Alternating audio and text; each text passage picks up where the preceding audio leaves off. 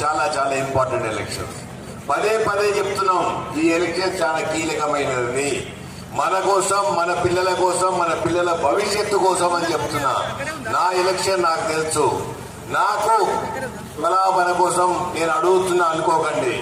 ఎందుకంటే దేశంలో మన లేదు, ఏ మతం అని అనుకోవచ్చు.